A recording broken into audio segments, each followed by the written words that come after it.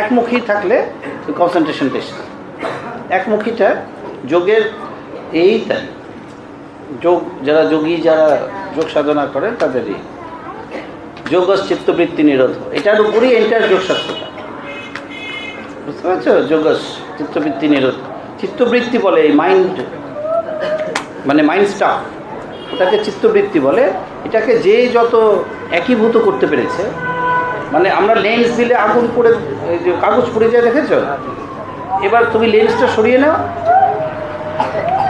সূর্যের আলো কিন্তু ওইটুকুই পড়ছে, এক্সট্রা বাইরে থেকে এক্সট্রা আলো ঢুকছে না। লেন্সটা কি করছে? লেন্সটা ওই আলোটুকুকেই কনসেন্ট্রেট করছে। তো এমনি যেটা পোড়াতে পারছিল না, পুড়ছে যে, তার মানে বাইরে থেকে আরও এক্সট্রা আলো ঢুকছে না, কিন্তু ওইটুক এরিয়ার উপর ওইটুক আলোই আছে, ওইটুক আলোই ছিল। লেন্সটা করছে কি, ওই আলোটাকে কনভার্জ করছে, একটা জায়গায় পিন পয়েন্টেড করছে। তো ওই জন্য যোগের রাস্তাটা খুব বড় বড় যারা যোগী, শিব পরম যোগী, বুঝতে পারছো? যোগস চিত্তবৃত্তির অত যোগ্য অনুসার করলে কি হয়? তদা দ্রষ্ট স্বরূপে অবস্থান, 3 নম্বর স্তোত্র। যোগস চিত্তবৃত্তি নিরোধ করলে কি হবে? এই 3 নম্বর সূত্র, তদা দ্রষ্ট স্বরূপে তুমি তোমার নিজের স্বরূপকে চিনতে পারবে। ওই যে আমিটা পাকা হবে, আর না হলে বৃত্তি স্বরূপ বিতরত্রে 4 নম্বর সূত্র, ছড়িয়ে চিটিয়ে যাবে, স্ক্যাটার্ড। এই 4টার উপরই এন্টার যোগশাস্ত্র, 195টা সূত্র। অত যোগ অনুশাসন 1 নম্বর, 2 নম্বর যোগস চিত্তবৃত্তি নিরোধ। যোগ কী করতে চলেছে তোমাকে? চিত্তবৃত্তি নিরোধ। চিত্তবৃত্তি নিরোধ করে আমার কী লাভ? বুঝতে পেরেছ? তথা আদর্শ স্বরূপ অবস্থা, তুমি তোমার স্বরূপে উপস্থিত, মানে উপনীত হতে পারবে। আর যদি না হয় বৃত্তি স্বরূপ প্রমিতরাত্রি, তুমি ছড়িয়ে যাবে চারিদিকে। তো ওইটারই কনসেন্ট্রেশনের, ওই আমি যে পাকাটা করে ওই 285 এইটাই মোদ্দা ব্যাপার, ড্যামেজ হয়ে যাচ্ছে উইল ফোর্সটা, ইচ্ছা শক্তিটা। তো যোগীরা এইভাবে করে। তো এই যে ঠাকুরের কথা যখন যোগী ঠাকুরদের সুবিধাটা হচ্ছে, ওরা ফ্যাব্রিকের মধ্যে শর্টকাটটা ধরতে পারছে আধ্যাত্মিকতা। এটা আমরা নাম তো কাইন্ড অফ দ্যাট শর্টকাট। এটা এখানে বলতে গেলে বোঝাতে গেলে মুশকিল হবে, কিন্তু যাদের ওই অ্যাকুমেন্টটা আছে, মানে ম্যাথমেটিক্যাল জিনিয়াস, যারা স্পিরিচুয়াল জিনিয়াস, তারা শর্টকাটটা ধরতে পারছে। তাদেরকে কথাও বেশি বলতে হচ্ছে, মানে ধরে ফেলছে ফ্যাব্রিকটার মধ্যে অঙ্ক, মানে শর্টকাটটা কোথায়। তো নাম কাইন্ড অফ দ্যাট শর্টকাট, বুঝেছো? তো আমরা কিছু ও টেক কেয়ার করছে সব সমস্যা, তোমার যাত্রাপথে যা যা সমস্যা হতে পারে ও টেক কেয়ার করতে করতে যাচ্ছে। ঠাকুরের এক্স্যাক্ট শব্দ, মানে সেন্টেন্সটা হচ্ছে, তোমার ইচ্ছা শক্তির উপর আঘাত দেবে না, কিন্তু তোমাকে হোঁচট খাওয়াবে। এটা খুব অদ্ভুত ভাবনা, এটা কোনো ভাবনায় কোথাও নেই। এটা কাশ্মীরি শিবিজম একভাবে মাইন্ডটাকে দেখে, কিন্তু এইভাবে দেখে না। ইচ্ছা শক্তির উপর আঘাত দেবে না, কিন্তু হোঁচট খাওয়াবে। এখানে সুরের কৃতিত্ব বিবেকের উপরে, বিবেক যা ডিরেকশন দিয়ে শেষ করে দেবে।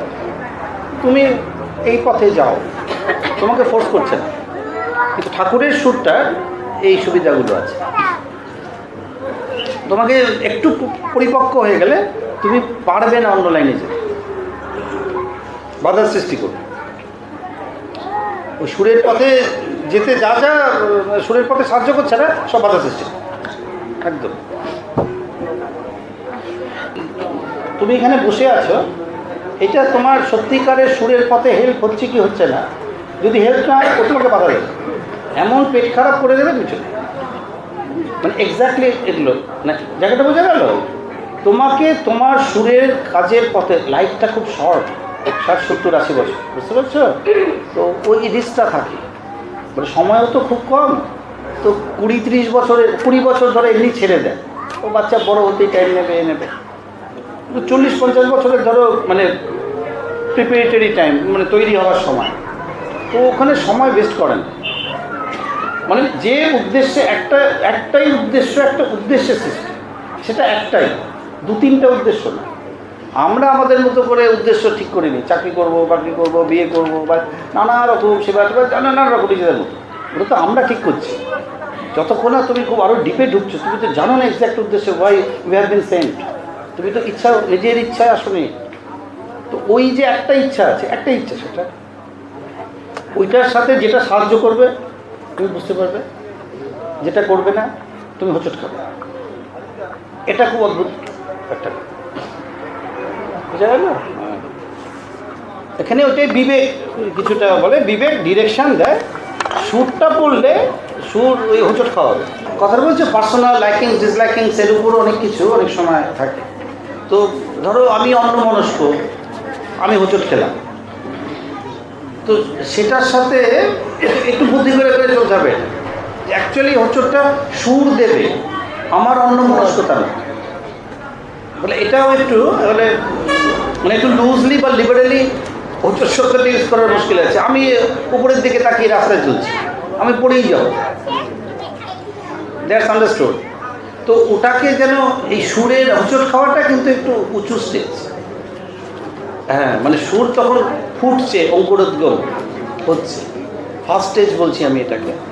তো ওটা যে ডিপ সুরে রয়েছে তাদের এটা স্টার্ট হবে। এখন আমার ভুল, আমার অন্যমনস্কতা, আমার পছন্দ অপছন্দের উপর হোঁচট খাওয়া, হ্যাঁ, মানে আরেকটু ডিপে আমি ঢুকতে বলছি, সুরটার চারে চর্চায় ওই আর। এখন সতর্ক হয়ে রাস্তায় চলবো, সাবধানে চলবো, হোঁচট যাতে না খাই। হোঁচট মানে লিটারাল হোঁচট নয়, হোঁচট মানে বুঝতে পারছো তো, বাধা আসতে পারে।